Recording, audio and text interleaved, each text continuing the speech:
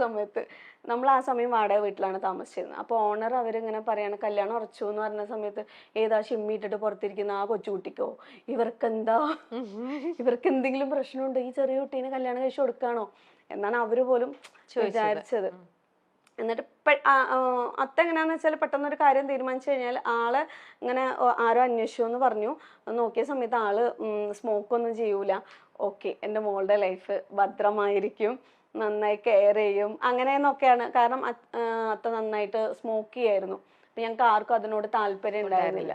അപ്പൊ അതന്വേഷിച്ചപ്പോ ഓക്കെ, ആള് ഗൾഫിലാണ്, ജോലി കാര്യങ്ങളൊന്നും അന്വേഷിച്ചില്ല. നല്ലൊരു മനുഷ്യൻ, അതാണല്ലോ നമ്മുടെ മോളുടെ ഭാവിക്ക് വേണ്ടത് എന്ന് വിചാരിച്ചിട്ടാണ് കല്യാണം അങ്ങനെ കഴിഞ്ഞത്. ഓക്കെ, അങ്ങനെ കല്യാണം കഴിഞ്ഞ ഹസ്ബൻഡ് പേര് അബ്ദുൽ ഗഫൂർ. ഓക്കെ. അപ്പോ ഗൾഫിലായിരുന്നു ആള്. അതിന് ശേഷം കല്യാണം കഴിഞ്ഞ 60 ദിവസത്തിന് ശേഷം ശരിക്കും പറയുകയാണെങ്കിൽ നമ്മൾ ആ സമയം എണ്ണി വെക്കും. 1 2 3 ഇത്ര ദിവസമേ ആള് നമ്മുടെ കൂടെ ഉണ്ടാവുള്ളൂ എന്ന് പറഞ്ഞിട്ട് നമ്മളിങ്ങനെ എണ്ണുമല്ലോ. 63ാമത്തെ ദിവസം ഗൾഫിലേക്ക് തിരിച്ചു പോവാണ്. പിന്നീട് അങ്ങോട്ട് സത്യം പറഞ്ഞു കഴിഞ്ഞാൽ ഒരിക്കലും ഒരിക്കലും ഒരു പെൺകുട്ടിയെയും ഇതുപോലെ ആ ഒരു ചെറിയൊരു പ്രായത്തിൽ, അതും ഗൾഫുകാരായിട്ടുള്ള ഒരു വീട്ടിലേക്ക് കെട്ടിച്ച് കൊടുക്കരുത്. കാരണം നമ്മൾ അത്രയും അവിടെ സ്ട്രഗിൾ ചെയ്യും.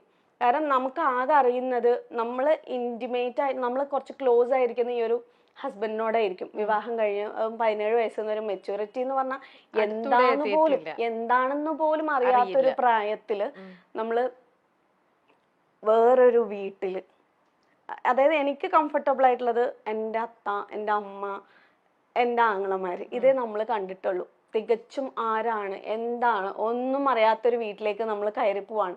ഒരുപാട് ഈ പ്രതീക്ഷകൾ എല്ലാവരും പറയുന്ന പോലെ നമ്മളിങ്ങനെ ചിന്തിക്കും, ഒരു പെണ്ണിന്റെ വിവാഹം എന്നൊക്കെ പറഞ്ഞു കഴിഞ്ഞാൽ നന്നായി ഒരുങ്ങുക, നല്ല ആഭരണങ്ങളൊക്കെ കിട്ടും, പുതിയ ഡ്രസ്സ് കിട്ടും, ഇനിയിപ്പോ വിവാഹം കഴിഞ്ഞാൽ കുറെ ടൂറൊക്കെ പോവാം. ഇതൊക്കെ നമ്മൾ അറിയുന്നുള്ളൂ, കാണുന്നുള്ളൂ. പക്ഷെ യഥാർത്ഥ ജീവിതം എന്ന് പറഞ്ഞു കഴിഞ്ഞാൽ അതല്ല. അതിനകത്ത് വേറൊരു സംഭവമാണ്, വേറൊരു ലോകമാണ്. പിന്നെ അങ്ങോട്ട് ഭാരങ്ങളും പ്രാരാബ്ദങ്ങളും നമ്മളിലേക്ക് ഇങ്ങോട്ട് വരികയാണ്. അതുവരെയും ഒരു കൊച്ചു കുട്ടിയായിട്ടിരുന്നാൽ നമ്മള് ആ വീട്ടിൽ അവരെ സംബന്ധിച്ചിടത്തോളം അവർക്ക് മരുമോളാണ്. പിന്നെ നമ്മുടെ ഹസ്ബൻഡിന്റെ ഏജ് എന്താണോ ആ ഏജാണ് നമ്മളെ അവര് കാണുന്നത്. പക്ഷെ നമുക്കതറിയില്ലല്ലോ. ചിലരൊക്കെ വന്നിട്ട് നമ്മളെക്കാളും വലിയ ആൾക്കാരൊക്കെ വന്നിട്ട് അമ്മായി, ആന്റി എന്നൊക്കെ വിളിക്കുമ്പോൾ ഞാൻ ആദ്യമായിട്ട് അങ്ങനത്തെ വിളികൾ കേൾക്കല്ലേ. പക്ഷെ അതൊന്നും നമുക്കൊരു പ്രോബ്ലം ആയിരുന്നില്ല. ഈ ഹസ്ബൻഡ് വിട്ടു പോകുമ്പോ ആ വീട്ടില് നമ്മള് അവസ്ഥപ്പെടുന്ന ഒരു ഒറ്റപ്പെടലുണ്ട് ഈ ഭൂമിയിൽ. അത് ഈ വഴിയിലൂടെ കടന്നുപോയ പെൺകുട്ടികൾക്ക് മാത്രമേ മനസ്സിലാവുള്ളൂ. അല്ലാത്തവർക്ക് ജസ്റ്റ് സ്റ്റോറി, എന്താ ഇപ്പൊ ഇവളെന്തൊക്കെയാ പറയണെന്നുള്ളത് തോന്നാം. പക്ഷെ ഞാൻ പിന്നെ അങ്ങോട്ട് അല്ലാതെ ഒരു മാനസികമായിട്ടും ഒറ്റപ്പെടല് അതായത് എന്റെ വീട്ടിലിരിക്കുന്ന ഒരു ഇതല്ലല്ലോ. ഓക്കെ, അപ്പൊ അതിനുശേഷം അദ്ദേഹം അങ്ങനെ 63 ദിവസം കഴിഞ്ഞപ്പോൾ അദ്ദേഹം ഗൾഫിലേക്ക് പോയി, ജോലിക്കായിട്ട് ഗൾഫിലേക്ക് പോയി. പിന്നീട് അങ്ങോട്ട് എപ്പോഴാ തിരിച്ചു വരുന്നത് എന്ന് പറഞ്ഞിട്ട് കാത്തുനിന്ന്, അതായത് നമ്മുടെ വീട്ടിലേക്ക് എന്നാ ഒന്ന് പോവാ വെയിറ്റ് ചെയ്തിരിക്കും. ഇവിടെ 15 ദിവസം, അവിടെ 10 ദിവസം, അല്ലെങ്കിൽ ഇവിടെ 20 ദിവസം, അവിടെ ഹസ്ബൻഡിന്റെ വീട്ടിൽ 20 ദിവസം നിൽക്കുക, 10 ദിവസം അമ്മയുടെ വീട്ടിൽ.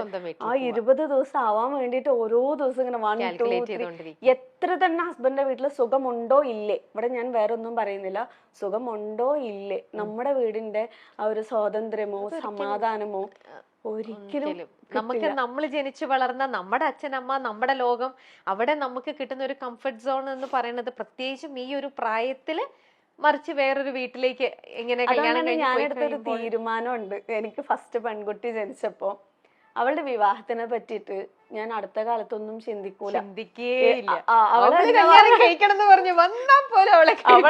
ഞാൻ പറയും ഒരു പരിധി വരെ നീ എനിക്കിപ്പോ കെട്ടണം എന്ന് പറഞ്ഞു വന്നാലും ഞാൻ വിടൂല. നീ സ്വാതന്ത്ര്യത്തോടെ ജീവിക്കാം. മോളെ എപ്പോ കല്യാണം കഴിപ്പിക്കണം എന്നാണ് ഞങ്ങൾ ഇന്നലെ ഫുള്ള് അതായിരുന്നു ചർച്ച. ഞങ്ങളുടെ അതായത് ചെക്കൻ മാത്രം സെറ്റ് ആയിട്ടില്ല, കല്യാണത്തിന്റെ എല്ലാ ചർച്ചകളും ഗുലാബി, മെഹന്തി എല്ലാം സെറ്റായി. എത്ര വയസ്സായി? ആകെ 16 ആയിട്ടുള്ളൂ. അപ്പൊ ഞാൻ പറഞ്ഞു ഇതൊക്കെ നമുക്ക് ചർച്ച ചെയ്യാം, കേൾക്കാനൊക്കെ നല്ല സുഖാണ്. പക്ഷെ 24 വയസ്സായിട്ട് നമുക്ക് മതി, അത്രയും മതി. അത്രയും കാലം നീ സ്വാതന്ത്ര്യത്തോടെ, ആരെയും പേടിക്കാതെ, ആരെങ്കിലും എന്നെ എന്തെങ്കിലും പറയോ അല്ലെ എന്നെ എന്തെങ്കിലും ചെയ്യോ, ഞാൻ ചെയ്യുന്നത് ശരിയാണോ, ഞാൻ ചെയ്തത് തെറ്റാണോ, അല്ലെങ്കിൽ എനിക്കൊരു ഗുഡ് സർട്ടിഫിക്കറ്റ്, മരുമോള് നല്ല മരുമോളാണ് എന്നുള്ള പേര് കിട്ടാൻ വേണ്ടിയിട്ട് സ്വന്തം എന്താ പറയാ സ്വാതന്ത്ര്യം കളഞ്ഞിട്ട് ജീവിക്കാത്ത ഒരു അവസ്ഥ എനിക്ക് നിനക്ക് തരണം എന്ന് യാതൊരു നിർബന്ധവും ഇല്ല. സ്വാതന്ത്ര്യത്തോടെ ജീവിക്കും. ഉം. അതുവരെ ഈ കിട്ടാം ഒരു പരീക്ഷണമാണ് വിവാഹം. ഉം. ഭർത്താവ് എന്ന് പറഞ്ഞാലും ഒരു പരീക്ഷണമാണ്. എല്ലാം നമ്മുടെ തലവരെയാണ് അല്ലേ? ശരിക്കും നമുക്ക് യോജിച്ച ഒരാളെ കിട്ടുമോ ഇല്ലയോ, അത് ലവ് മാരേജ് എത്രയോ എണ്ണം നമ്മൾ ഫെയിലിയർ ആയിട്ട് കാണുന്നു, അറേഞ്ച്ഡ് മാരേജും അതുപോലെ തന്നെ. എന്നാൽ ഇതിലൊക്കെ തന്നെ നല്ലതുമുണ്ട്. ഇതെല്ലാം ദൈവം നമുക്ക് വിധിച്ചിരിക്കുന്നത് നല്ലത് അനുഭവിക്കാനുള്ള യോഗമാണെങ്കിൽ നല്ല രീതിയിലേക്ക് വരും. അപ്പൊ ഞാൻ പറയാം അതൊരു പരീക്ഷണമാണ്. അപ്പൊ അതുവരെയും നിനക്ക് ബേസിക് ആയിട്ട് വേണ്ട കാര്യങ്ങള് നേടിയെടുക്കുക. കാരണം നമ്മുടെ കയ്യിൽ അത്രയും സ്ട്രോങ് ആയിട്ടുള്ള ഒരു സംഭവം ഉണ്ടെങ്കിൽ പിന്നെ ഞാൻ അനുഭവിച്ച അത്രയും കാര്യങ്ങള് സ്ട്രഗിൾ അനുഭവിക്കേണ്ടി വരില്ല. സോ അത്രയും ഫ്രീഡം ആയിട്ട് നടന്നോളൂ. അതിനുശേഷം നമുക്ക് ചിന്തിക്കാന്നുള്ളതാണ് എന്റെ ഒരു കോൺസെപ്റ്റ് എന്ന് പറഞ്ഞത്. പിന്നെ ആള് ഓക്കെ, അങ്ങനെ അദ്ദേഹം പോയി ഇങ്ങനെ 20 ദിവസം എണ്ണി കാത്തിരുന്ന് 10 ദിവസം അങ്ങനെ നിൽക്കുന്ന ഒരു അവസ്ഥ. ചില സമയം പനി വരാനൊക്കെ വേണ്ടിട്ട് ആഗ്രഹിച്ചിട്ടുണ്ട് വീട്ടിലേക്ക് പോവാൻ, എങ്ങനെയെങ്കിലും ഒന്ന് വീട്ടിലേക്ക് പോവാന്. പനി വന്നു കഴിഞ്ഞാൽ എന്തായാലും വീട്ടിലേക്ക് പോകണല്ലോ, അങ്ങനെ ചിന്തിച്ച ദിവസങ്ങൾ വരെ ഉണ്ട്. അപ്പൊ അതാ ഞാൻ പറഞ്ഞത്, നമ്മുടെ മക്കൾക്ക് അങ്ങനത്തെ ഒരു അവനവന്റെ വീട്ടിലേക്ക് വരാൻ മറ്റുള്ളവരുടെ എന്തെങ്കിലും വേണം, കിട്ടിയിട്ട് വേണം എന്ന് ആഗ്രഹിക്കുന്ന ആ ഒരു സംഭവം വേണ്ട, മനസ്സിലായി എന്ന്. അതുകൊണ്ടാണ് എനിക്ക് അങ്ങനെ തോന്നിയത്. പിന്നെ ആള് ഒരു 11 മാസം കഴിഞ്ഞിട്ടാണ് വരുന്നത്. വരുന്ന തലേ ദിവസം എന്നെ വിളിച്ചിട്ട് പറയാണ് എനിക്ക് ലീവ് കിട്ടിയില്ല, ഞാൻ വരുന്നില്ല എന്നുള്ളത്. ഞാൻ ആ സമയം ഹസ്ബൻഡിന്റെ വീട്ടിലാണ്. ബാത്റൂമിൽ പോയി, അതൊന്നും ആർക്കും അറിയില്ലേ, ബാത്റൂമിൽ പോയിട്ട് പൈപ്പ് തുറന്നിട്ടിട്ട് ഒച്ചിട്ടിട്ട് കരഞ്ഞിട്ട് എൻ്റെ അത്താനെ വിളിച്ചു പറഞ്ഞു നാളെ വരില്ല എന്നാ പറയുന്നത്. എനിക്കിനി ജീവിക്കണ്ട, എനിക്ക് പറ്റൂല, എനിക്കിനി ഇങ്ങനെ മുന്നോട്ട് പോകാൻ പറ്റൂല, ഞാൻ നാളെ തന്നെ വീട്ടിലേക്ക് വരും, എനിക്ക് പറ്റൂല എന്നൊക്കെ പറഞ്ഞ ഭയങ്കര കരച്ചിലായിരുന്നു. അപ്പോൾ എൻ്റെ അത്ത പറഞ്ഞു ഓക്കെ ശരി നീ കരയാതെ, നമുക്ക് ആലോചിക്കാം, നമുക്ക് എന്താ വേണ്ട തീരുമാനിക്കാം. അല്ലെങ്കിലും നിന്നെ ഗൾഫുകാരന് കല്യാണം കഴിച്ചു കൊടുക്കണം എന്നൊന്നും എനിക്ക് തീരുമാനം ഉണ്ടായിരുന്നില്ല. നമ്മൾ പറഞ്ഞതല്ലേ, ആള് വന്നു കഴിഞ്ഞാൽ അവിടെ ഷോപ്പ് ഇട്ട് കൊടുക്കുക, അതാണല്ലോ നമ്മുടെ പ്ലാൻ, അതൊക്കെ ഞാൻ ശരിയാക്കി തരാമെന്ന് പറഞ്ഞിട്ട് അത്ത അങ്ങനെ പറഞ്ഞിട്ട് അന്ന് സമാധാനിപ്പിച്ചു. പിന്നെ നോക്കിയപ്പോ ആള് വരുന്നുണ്ട്, വെറുതെ നമ്മളെ ഒന്ന് കളിപ്പിക്കാനും വേണ്ടിട്ട് പറഞ്ഞതാണ് എന്നുള്ളത് മനസ്സിലാവുന്നത്. വന്ന എല്ലാം സെറ്റ് ആവുമെന്നാണ് നമ്മൾ വിചാരിച്ചത്. പക്ഷെ പിന്നീട് അങ്ങോട്ട് എന്താ പറയാ, പ്രോബ്ലംസിന്റെയും ഫിനാൻഷ്യലി ആയിട്ടുള്ള ബുദ്ധിമുട്ടിന്റെയും ഒരു വൻ കുത്തൊഴുക്ക് തന്നെയായിരുന്നു പിന്നെ നമ്മുടെ ജീവിതത്തിലേക്ക് വന്നത്. ആളിപ്പോ ഗൾഫിലാണെങ്കിൽ പോലും എന്റെ കാര്യത്തിനൊന്നും അങ്ങനെ ഒന്നും സ്പെഷ്യലായിട്ട് നമുക്കൊന്നും നോക്കേണ്ട ആവശ്യമില്ല. അപ്പൊ എനിക്ക് എന്തെങ്കിലും പ്രോബ്ലംസ് അല്ലെങ്കിൽ അസുഖം വന്നു കഴിഞ്ഞാൽ ഞാൻ എന്റെ വീട്ടിൽ പോകുമ്പോഴാണ് അമ്മയാണ് ആ സമയത്ത് ഹോസ്പിറ്റലിൽ കൊണ്ടുപോകുന്നതൊക്കെ.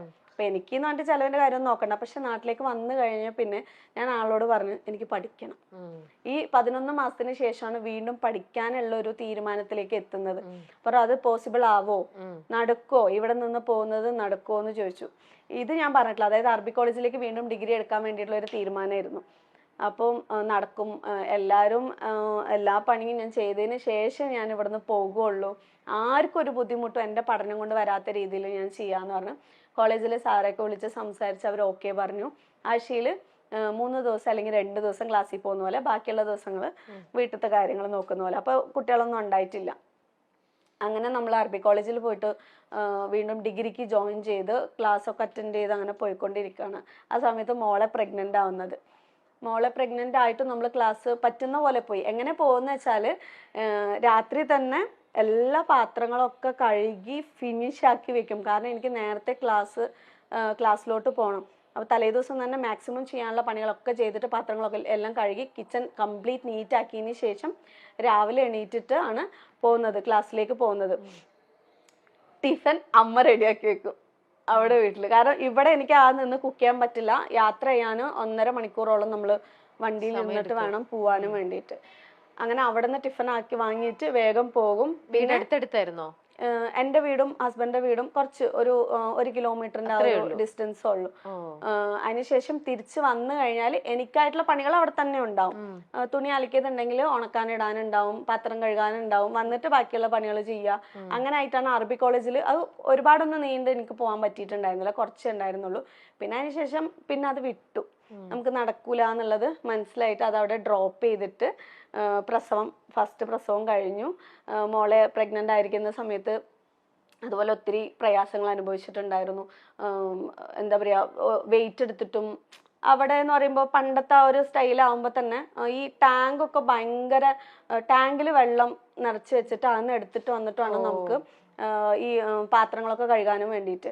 അപ്പോൾ ഞാൻ ഇതില് പോയിട്ട് ടാങ്കിന്റെ ഈ ഒരു മതിൽ എന്ന് പറയുമ്പോൾ ഇത്ര ഹൈറ്റ് ഉണ്ടാവും, ഇതിന്റെ അടുത്ത് പോയിട്ട് ഇതിനകത്തേക്ക് താഴ്ന്ന വെള്ളമായിരിക്കും, നമ്മളിത് ഹെൽപ്പ് ചെയ്യാനൊന്നും ആരും ഉണ്ടാവില്ല.